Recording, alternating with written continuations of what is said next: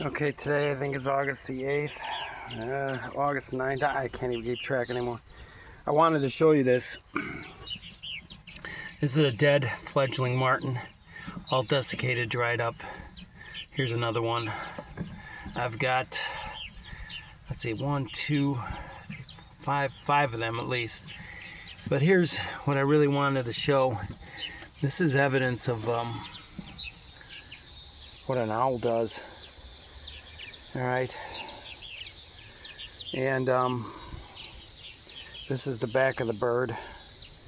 I had the head and the brain was eaten out of it, but that's the back of the bird, and the rest of the bird was eaten. These are the wings.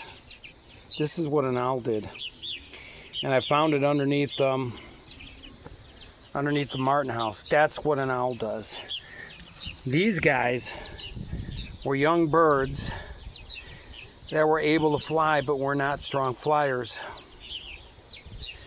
And I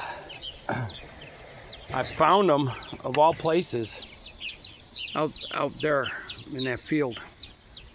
I found a couple live ones today sitting on these sunflowers. I threw a couple of them in the air and they can fly, but they're not strong flyers.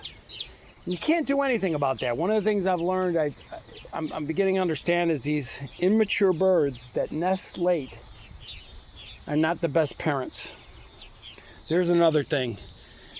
Another learning thing I discovered. This is a sunflower. Big sunflower. You see this? This is what meadow voles will do.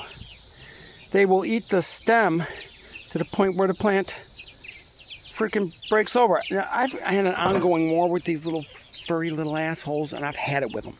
I've had it with them. I normally don't like to take. I know. You know what? This is what I've learned in life. Screw nature. If something's giving you a problem, take care of it. I will let everything live peacefully with me, but the minute it starts violating my hard work, you're gone. You're done. I'm tired of you. So this is what I had to do. I found evidence of the meadow voles chewing on my sunflowers.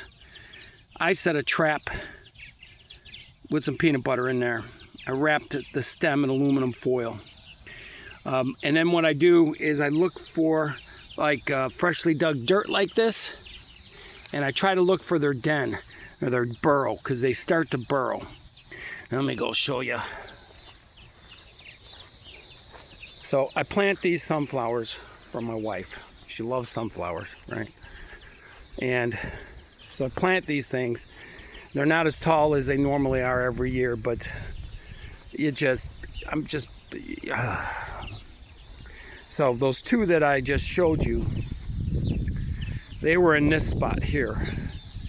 And I have some sunflowers growing out in the field behind the house. I just went and transplanted a couple of them. I don't know how well they're gonna do, but I'll water them, get them going. They're just gonna be watered for a couple days. But all of these sunflowers show evidence of being jacked with. Oh boy, I gotta cut that. Yeah, I'll cut that. Eef, it's growing right into the plant. Made it hold on there strong, I guess. Huh. Anyway, so what I did here, so I've got evidence of all of these plants getting chewed on. So I started walking around looking for dirt, and this is what you to look for. This is the dirt I kicked up, and I start feeling around for a depression. They like to burrow into a side. So like if you have a furrow and with a little slant on it like this, they like to go in the sides of those.